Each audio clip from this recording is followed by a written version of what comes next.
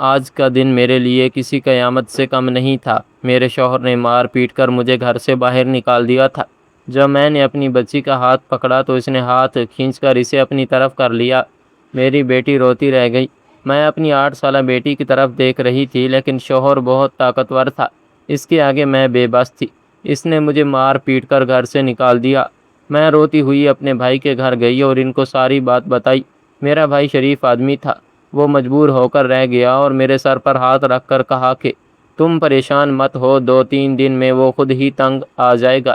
بیٹی کو گھر پہ کیسے رکھے گا؟ خود تو سارا دن باہر آوارہ گردی کرتا رہتا ہے، وہ خود ہی تمہیں بیٹی پہنچا جائے گا۔ اگر میں اس کی طرف گیا تو تم جانتی ہو اس کا مزاج کیسا ہے، وہ مار پیٹ پہ اتر آتا ہے، اور ہم شریف لوگ ہیں۔ میرا بھائی صحیح کہہ رہا تھا، میں نہیں چاہتی تھی میرا بھائی اس معاملے میں الجھے۔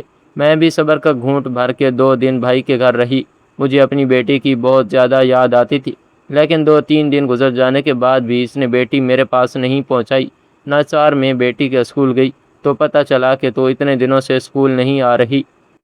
پھر مجھے پریشانی ہوئی کہ ایسا نہ ہو کہیں اس نے میری بیٹی کو بھی مارا پیٹا نہ ہو، یا پھر وہ میرے دکھ میں بیمار پڑ گئی ہو۔ میں فوراً گھر کی طرف گئی تو گھر پر بڑا سا تالا لگا ہوا تھا۔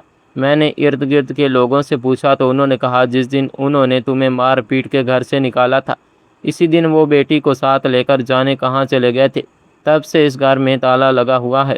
میں بہت زیادہ پریشان ہو گئی اور زور و قطار رونے لگی کہ اچانک وہ میری بیٹی کو کہاں لے گیا تھا۔ ہم غریب لوگ تھے، میرا بھائی بھی غریب تھا، ہم کہاں ڈھونڈتے؟ نہ ہی ہم پولیس کے چکر میں پڑ سکتے تھے اور نہ ہی ہمارے پاس اتنے پیسے تھے کہ ان کی فیسیں ادا کرتے۔ شوہر کے رشتہ داروں سے میرے بھائی نے بات کی اور کہا کہ ان کے بڑوں سے بات کریں تاکہ پتہ چلے وہ بچی کو کہاں لے کر گیا ہے، لیکن میرا شوہر اس مزاج کا تھا کہ رشتہ داروں نے کئی سال سے آنا جانا ہی چھوڑ رکھا تھا، وہ ان سے بات چیت بھی نہیں کرتے تھے۔ وہ سب سے لڑتا جھگڑتا رہتا تھا اور سب یہی کہتے تھے کہ ہم شریف لوگ ہیں، ہم یہ لڑائی جھگڑے مول نہیں لے سکتے۔ میرے شوہر بہت ضدی اور خود سر تھا۔ میں سارا دن لوگوں کے گھروں میں کام کرتی تھی، جیسے ہی مہینے کے آخر میں مجھے پیسے ملتے وہ سارے پیسے چھین کے چلا جاتا اور میں گھر میں بیٹھ کر روتی رہتی۔ میرا شوہر خود کوئی کمائی نہیں کرتا تھا، اگر کہیں اس کا کوئی کام لگ بھی جاتا تو وہ پیسے خود ہی کھاتا اور اپنی ذات پر خرچ کرتا۔ اسے کبھی میرا اور میری بیٹی کا خیال نہیں آیا۔ میں چاہتی تھی کہ میں اپنی بیٹی کو اچھی تعلیم دوں، اس کی خواہشیں پوری کروں، کیونکہ میری زندگی تو جیسے تیسے گزر رہی تھی، لیکن میرے شوہر کو مجھ پر بالکل بھی ترس نہیں آتا تھا۔ اسے اپنی بچی سے محبت تو تھی، لیکن سب سے زیادہ محبت اسے پیسے اور اپنی ذات سے تھی۔ کچھ عرصے سے مجھے یہ شک ہو رہا تھا کہ وہ نشہ کرنے لگا ہے، کیونکہ جب گھر میں کچھ نہیں ہوتا تھا تو وہ گھر کی چیزیں بھی بیچ دیتا تھا، اور کبھی تو ساری ساری رات گھر سے باہر رہتا تھا۔ پڑوس کی دکان جہاں سے میں سودا سلف لیتی تھی، اس شخص نے بھی کہا تھا باجی ہوشیار رہنا، آپ کا شوہر تو گھر کی چیزیں بھی بیچنے لگا ہے۔ مجھے کسی سے پتہ چلا ہے کہ اسے نشے کی لت لگ گئی ہے، لیکن اسے بالکل بھی یہ پتہ نہ چلے کہ میں نے آپ کو اس کے بارے میں کوئی بات بتائی ہے، ورنہ وہ آ کر میری دکان میں توڑ پھوڑ شروع کر دے گا۔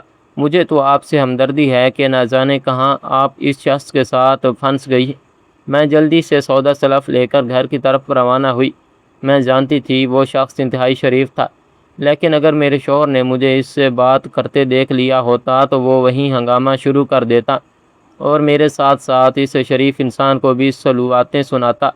اس لیے میں ہمیشہ خاموش رہتی تھی، کسی سے زیادہ بات چیت نہیں کرتی تھی۔ پڑوسیوں کے گھر بھی آنا جانا نہ ہونے کے برابر تھا، اور نہ ہی کوئی ہمارے گھر آتا تھا۔ میں ساری دنیا سے کٹ کر رہ گئی تھی۔ وہ مجھے میری بھائی کے گھر بھی زیادہ آنے جانے نہیں دیتا تھا۔ بچی کی گمشدگی میرے لیے کسی عذاب سے کم نہیں تھی۔ میں نے ایک ایک در کھٹکایا، ایک ایک سے پوچھا، لیکن میری بچی کہیں نہ ملی، نہ ہی میرے شوہر کا کہیں پتہ چلا۔ بچی کے غم میں میں دن بدن گھلتی جا رہی تھی۔ دیکھتے ہی دیکھتے 1 سال کا عرصہ گزر گیا۔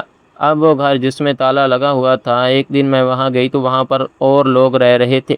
انہوں نے کہا یہ گھر ہم نے خرید لیا ہے۔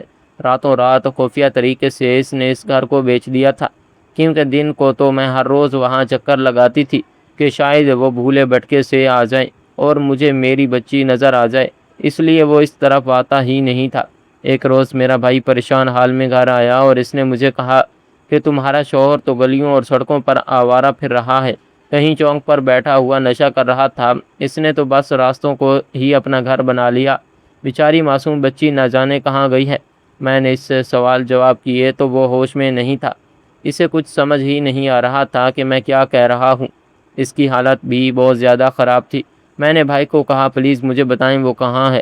بھائی نے مجھے بتایا کہ فلاں جگہ پر وہ ہے، لیکن میں تمہیں اکیلا جانے نہیں دوں گا، میں بھی تمہارے ساتھ چلوں گا۔ میں بھائی کے ساتھ وہاں گئی تو وہ وہیں ایک جگہ پر بیٹھا ہوا تھا اور اس کی اپنی حالت بہت زیادہ خراب تھی۔ اس کا پیر بالکل زخمی تھا، ایسا لگ رہا تھا جیسے اسے کسی موٹر سائیکل نے ٹکر ماری ہو، جس کے باعث اس کا پیر خراب ہو گیا تھا اور وہ نشہ کر رہا تھا۔ مجھے دیکھ کر اس کی آنکھوں میں پل بھر کو شناسائی آئی، لیکن پھر وہ اپنی دھن میں مگن ہو گیا۔ میں نے اس سے کہا مجھے بتاؤ تم نے میری بچی کہاں کی؟ تو وہ ہنسنے لگا۔ میں نے اس کا گریبان پکڑ کر کہا میری بچی کہاں ہے؟ تو اس نے کہا کہ میں نے اسے بیچ دیا ہے۔ یہ سن کر میں نے اپنا دل پکڑ لیا۔ میں نے اس سے کہا مجھے بتاؤ تم نے اسے کہاں بیچا ہے، میں اپنی بچی کو واپس لاؤں گی۔ تو اس نے مجھے کہا کہ کوئی فائدہ نہیں، وہ لوگ بچی کو لے کر ملک سے باہر چلے گئے ہیں، اب وہ ساری زندگی واپس نہیں آئے گی۔ میں روتی رہی، اسے کوستی رہی اور بد دعائیں دیتی رہی۔ اس شخص سے مجھے نفرت ہو گئی تھی جس نے اپنی بچی کو بیچ دیا تھا۔ وہ بہت ظالم شخص تھا، مجھے پتہ نہیں تھا کہ وہ اس حد تک گر جائے گا کہ اپنی اولاد کو بھی بیچ دے گا۔ میں روتی ہوئی اپنے پرانے گھر گئی، جہاں پر ایک کمرے میں ہمارا ٹوٹا پھوٹا سامان رکھا ہوا تھا۔ میں نے ان نئے مالکان سے کہا کہ آپ مجھے اجازت دیں کہ میں اپنی چند چیزیں یہاں سے لے لوں۔ وہاں پر کوئی قیمتی چیز تو تھی ہی نہیں، لیکن میں اپنی بچی کے کپڑے، جوتی اور اس کی کتابیں اپنے پاس لے آئی۔ میری بچی تو میرے پاس نہیں تھی، اس کی کچھ نشانیاں ہی سہی۔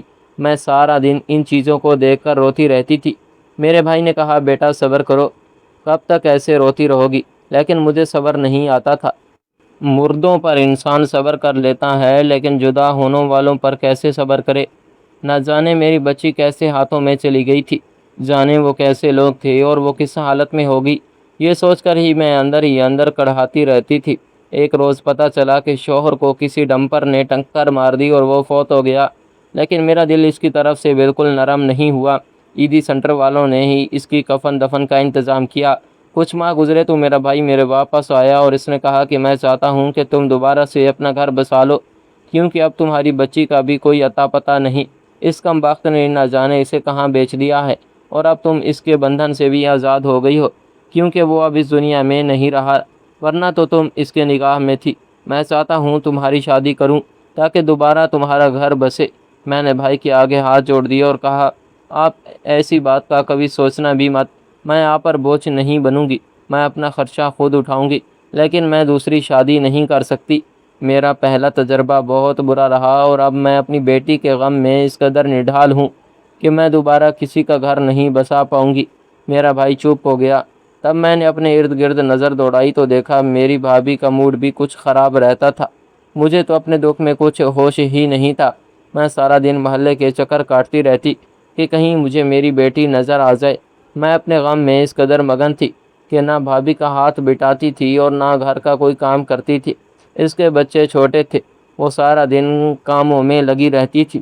وہ ایک دو گھروں میں کام بھی کرتی تھی۔ جب وہ تھکی ہاری واپس آتی تو میں چارپائی پر پڑی روتی رہتی تھی، کھانا تک نہیں بناتی تھی۔ تب مجھے ہوش آیا کہ بھائی بیچارہ اپنی بیوی کی وجہ سے ایسا کہہ رہا ہے، قصور ان کا نہیں تھا، وہ لوگ بھی غریب تھے۔ جب بھابھی تھک کر آتی تھی تو وہ مجھ سے یہ توقع رکھتی تھی کہ میں گھر کے کام کر دیا کروں یا کھانا بنا دیا کروں، لیکن میں کچھ بھی نہیں کرتی تھی۔ پھر میں نے خود کو ہمت دلائی اور اپنا غم اندر ہی چھپا لیا۔ آج جب بھابھی کام سے واپس آئی تو سارا گھر شیشے کی طرح چمک رہا تھا، بچے نہلا دھلا کر تیار کر دیے تھے اور میں نے کھانا بھی بنا دیا تھا۔ یہ دیکھ کر وہ بہت خوش ہوئی، شاید وہ یہی چاہ رہی تھی۔ میں نے بھابھی سے کہا بھابھی آپ کے بچے چھوٹے ہیں، آپ گھر پر رہا کریں، اور یہ جو کام آپ باہر کرتی ہیں وہ اب میں کر دیا کروں گی۔ یہ سن کر میری بھابھی خوش ہو گئی، کیونکہ واقعی ان کے بچے چھوٹے تھے اور پیچھے روتے رہتے تھے۔ میں نے ان کے گھر میں کام کرنا شروع کر دیا، جن میں کئی سالوں سے بھابھی کام کر رہی تھی۔ وہاں انہیں بھروسے مند عورت چاہیے تھی، تو بھابھی نے کہا کہ یہ میری نند ہے اور آج سے یہ کام کرے گی۔ ان کے دو گھر تھے، میں نے دونوں گھروں میں کام کرنا شروع کیا۔ ایک گھر میں مالکن رہتی تھی اور دوسرے میں ان کا بیٹا اپنی فیملی کے ساتھ رہتا تھا۔ وقت تیزی سے گزرتا گیا، بیٹی کا کوئی اتا پتہ نہیں چلا۔ بیٹی کا دکھ دیمک کی طرح مجھے اندر سے چاٹ رہا تھا۔ 17 سال کا عرصہ گزر گیا اور میں سوچتی تھی میری بچی جو 8 سال کی تھی اب جوان ہو گئی ہوگی، کیونکہ میرے بھائی کی بیٹیاں بھی اب جوان ہو چکی تھی، وہ تو ان سے بھی بڑی تھی۔ میں جس باجی کے گھر میں کام کرتی تھی ان کے بیٹے کی طبیعت کافی خراب رہنے لگی تھی، اس وجہ سے عیادت کرنے والوں کا آنا جانا لگا ہوا تھا اور گھر کے کام بھی بڑھ گئے تھے۔ سارا دن مجھے ان کے دونوں گھروں میں چکر کاٹنے پڑتے تھے۔ وہ لوگ بہت زیادہ پریشان تھے، انہوں نے بیٹے کا ہر قسم کا علاج کروایا لیکن کوئی افاقہ نہیں ہوا۔ پھر پتہ چلا کہ امریکہ سے ایک بہت بڑی سرجن ڈاکٹر آ رہی ہے۔ اسی سلسلے میں سب ہسپتال گئے تھے، کیونکہ چھوٹے صاحب کی طبیعت بہت خراب تھی اور میں باجی کو سہارا دے کر ان کے ساتھ ہی چلی گئی تھی، کیونکہ میں باجی کو تنہا نہیں چھوڑتی تھی اور انہیں بھی میری عادت ہو گئی تھی۔ ہسپتال میں مریضوں کی لائن لگی ہوئی تھی۔ جیسے ہی ہم لوگ اندر گیا تو وہ خاتون سرجن جس نے ماسک پہنا ہوا تھا غور سے میری طرف دیکھنے لگی، اس کی آنکھیں جھلملانے لگی۔ نہ جانے کیوں مجھے یہ آنکھیں دیکھی دیکھی لگ رہی تھی۔ ایک دم سے وہ لوگوں کا ہجوم چیرتی ہوئی میرے پاس آئی اور میرے پیروں میں گر گئی۔ یہ دیکھ کر میں حیران رہ گئی اور ارد گرد کھڑے سب لوگ بھی دنگ رہ گئے۔ میری حالت سے یقیناً پتہ چل رہا تھا کہ میں کسی غریب گھر کی عورت ہوں، تو سب کو یہی لگ رہا تھا کہ اتنی بڑی سرجن جو باہر کے ملک سے پڑھ کر آئی ہے وہ کیوں ایک غریب عورت کے پیروں میں پڑی ہے۔ جیسے ہی وہ لڑکی کھڑی ہوئی اور اپنا ماسک ہٹایا تو میری روح لرز گئی۔ جب اس کے ہونٹوں سے سسکی کی صورت میں ماں نکلا تو ایسا لگا کہ 17 سال کا دکھ میں ایک پل میں بھول گئی ہوں۔ میں نے اسے اپنے سینے سے لگا لیا اور ہم دونوں ماں بیٹی زور و قطار رونے لگے۔ سب لوگ دیکھ کر حیران تھے۔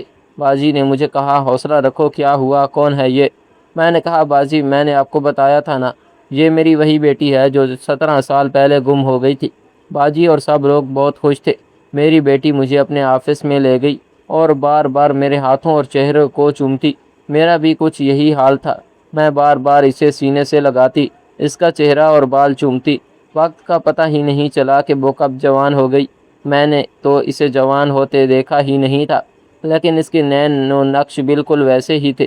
میں نے اس سے پوچھا، تمہارا وہ ظالم باپ تمہیں کہاں لے کر گیا تھا؟ اس نے بتایا، امی، جس وقت ابو نے آپ کو گھر سے نکالا تھا اسی وقت وہ مجھے ہاتھ سے کھینچتے ہوئے لے گئے تھے۔ میں بہت روئی، چیخی چلائی، لیکن انہوں نے میری کوئی بات نہیں سنی۔ ایک بے اولاد جوڑا جو باہر کے ملک سے آیا تھا وہ کسی بچی کو گود لینا چاہتے تھے، کیونکہ ان کی اپنی 8 سالہ بیٹی فوت ہو گئی تھی۔ وہ چاہتے تھے کہ وہ 8 سالہ بچی کو ہی گود لیں۔ جب ابو نے یہ بات سنی تو انہیں لالچ آ گیا اور انہوں نے ان سے کافی رقم ہتھیا لی اور یہی کہا کہ ہم غریب ہیں، اس کی کفالت نہیں کر سکتے۔ وہ مجھے اپنے ساتھ ملک سے باہر لے گئے۔ انہوں نے مجھے پڑھایا لکھایا اور بہت پیار دیا، لیکن میں ہر وقت آپ کو یاد کرتی رہتی تھی۔ وہ مجھ سے اپنے باپ کے بارے میں پوچھ رہی تھی، وہی جس نے اسے بیچا تھا، لیکن ظاہر باپ تو باپ ہوتا ہے۔ جب میں نے اسے بتایا کہ اسے نشے کی لت لگ گئی تھی اور وہ ایک حادثے میں مر گیا تو میری بیٹی پھوٹ پھوٹ کر رونے لگی۔ میں نے اس سے کہا کہ اللہ کا شکر ہے اس نے تمہیں اچھے ہاتھوں میں دیا، ورنہ یہ سوچ کر میرا دل کڑھاتا رہتا تھا کہ نہ جانے تم کیسے لوگوں کے پاس ہوگی اور تمہارے ساتھ کیا سلوک ہوتا ہوگا۔ میری بیٹی نے چھوٹے صاحب کا علاج کیا اور وہ بالکل صحت یاب ہو گئے۔ میری بیٹی نے مجھ سے کہا کہ اب آپ کوئی کام نہیں کریں گی۔ اس نے ایک چھوٹا سا گھر لیا جس میں اس نے مجھے اور اپنے ماموں مومانی اور ان کے بچوں کو شفٹ کروا دیا۔ وہ ایک اچھے علاقے میں گھر تھا۔ حالانکہ میرا بھائی وہاں آنے کے لیے راضی نہیں ہو رہا تھا، لیکن میری بیٹی کو پتہ تھا کہ انہوں نے ساری زندگی مجھے اپنے گھر میں پناہ دی، اب وہ ان کے لیے بھی کچھ کرنا چاہتی تھی۔ میری بیٹی کا آج بھی ملک سے باہر آنا جانا لگا رہتا ہے کیونکہ اس کے گود لینے والے والدین وہاں رہتے ہیں، لیکن میرا دل مطمئن ہے کہ میری بیٹی آج ایک کامیاب انسان بن کر لوگوں کی خدمت کر رہی ہے۔ اگر آپ کو کہانی اچھی لگی ہے تو ویڈیو کو لائک اور چینل کو سبسکرائب کر دیجیے۔